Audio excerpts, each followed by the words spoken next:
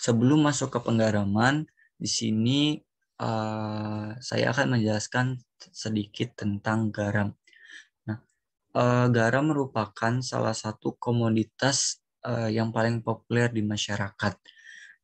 Selain digunakan untuk bahan konsumsi, garam khususnya pada bidang industri digunakan sebagai bahan eh, campuran bahan kimia dan juga biasa digunakan untuk bahan pengawet. Nah, garam sendiri dibuat dari reaksi asam dan basa. Nah, garam merupakan senyawa ionik yang terdiri dari ion positif atau kation dan ion negatif atau anion, sehingga membentuk senyawa netral atau senyawa yang tidak memiliki muatan.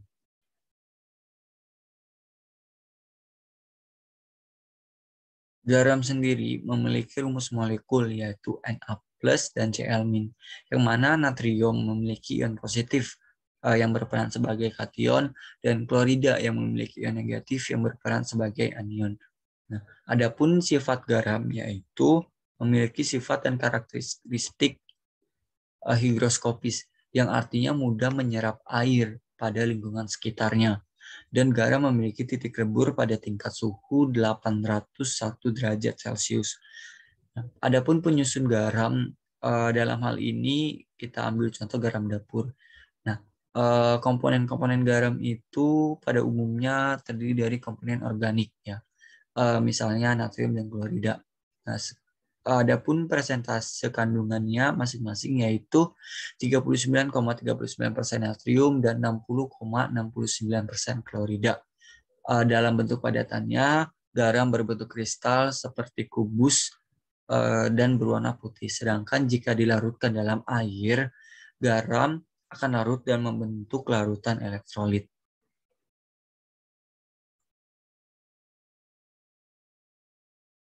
Nah, selanjutnya penggaraman. Nah, adapun definisinya yaitu proses pengawetan dengan menggunakan garam secara singkatnya. Garam merupakan faktor utama dalam proses penggaraman ikan. Sebagai bahan pengawet, kemudian garam sangat mempengaruhi mutu ikan yang dihasilkan. Garam juga merupakan bahan pembantu yang sengaja ditambahkan atau diberikan dengan tujuan untuk meningkatkan konsistensi, nilai gizi, cita rasa, mengendalikan keasaman dan kebasaan, serta dapat memantapkan bentuk dan rupa dari bahan yang akan digaramkan. Adapun tujuan dari penggaraman ini yaitu memperpanjang masa umur simpan bahan dengan menghambat mikroorganisme yang bersifat patogen. Ditinjau dari sifat garam yang higroskopis atau menyerap air sehingga dapat menghambat mikroorganisme untuk hidup karena kekurangan cairan. Nah, garam sebagai pengawet, garam mempunyai tekanan osmosis yang tinggi sehingga dapat mengakibatkan terjadinya peristiwa osmosis dengan daging ikan. Nah, di dalam proses osmosis ini kepekatan makin lama makin berkurang karena air dari dalam daging ikan secara bertahap atau berangsur-angsur masuk ke dalam larutan garam. Sementara molekul garam akan masuk ke dalam daging ikan. Sehingga karena kecenderungan penurunan kepekatan larutan ini, maka proses osmosis akan semakin lambat dan akhirnya berhenti.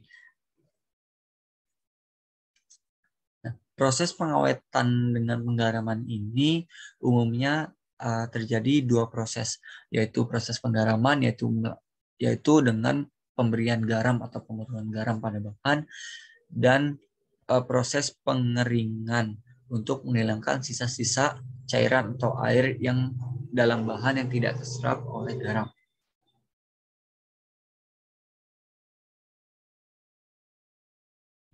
Prinsip penggaraman ikan. Seperti yang sudah dijelaskan tadi, garam menyerap cairan tubuh ikan dan menyerap cairan tubuh bakteri karena bersifat higroskopis, menyerap cairan yang ada di lingkungan sekitar atau lingkungan tubuh ikan dan bakteri-bakteri yang di dalam sampel bahan tersebut. Nah, sehingga karena cairannya diserap oleh garam, metabolisme bakteri akan terganggu karena kekurangan cairan. Sehingga bakteri akan mengalami kekeringan dan mati sehingga produk pangan akan awet.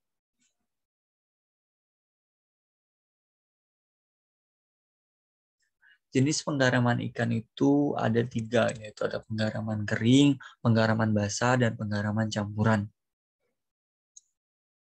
Nah, penggaraman kering umumnya sangat umum dilakukan karena penggaraman kering ini hanya menggunakan kristal garam yang dicampurkan kepada ikan tersebut. Pada umumnya, ikan-ikan yang sebelum dilakukan penggaraman akan dibuang isi perutnya, kemudian dibelah, kemudian dibalurkan atau diberikan garam. Nah, jumlah garam yang dipakai pada umumnya itu 10-35% dari berat ikannya. Nah, yang kedua ada penggaraman basah. Penggaraman basah ini menggunakan larutan garam dengan konsentrasi 30-50%. Kemudian ikan dimasukkan ke dalam larutan tersebut dalam wadah. Kemudian diberikan pemberat agar ikan-ikan tersebut tenggelam secara sempurna. Sehingga proses penggaraman akan berlangsung lebih sempurna. Nah, yang terakhir ada penggaraman campuran. Penggaraman campuran pada umumnya prinsipnya bersama seperti penggaraman kering. Ikan dicampur dengan kristal garam, kemudian diletakkan di suatu wadah. Larutan garam yang terbentuk dibiarkan mengalir dan terbuang. Kemudian proses penggaraman selanjutnya akan terjadi dan produk pangan akan menjadi lebih awet atau masa simpannya lebih panjang. Aplikasi lain dari penggaraman ikan. Nah, banyak sekali aplikasi penggaraman. Di antaranya ada penggaraman piskel atau asinan, biasa disebut asinan. Kemudian ada penggaraman keju, penggaraman daging kuring, dan penggaraman kecap ikan. Nah, pada penggaraman piskel atau asinan ini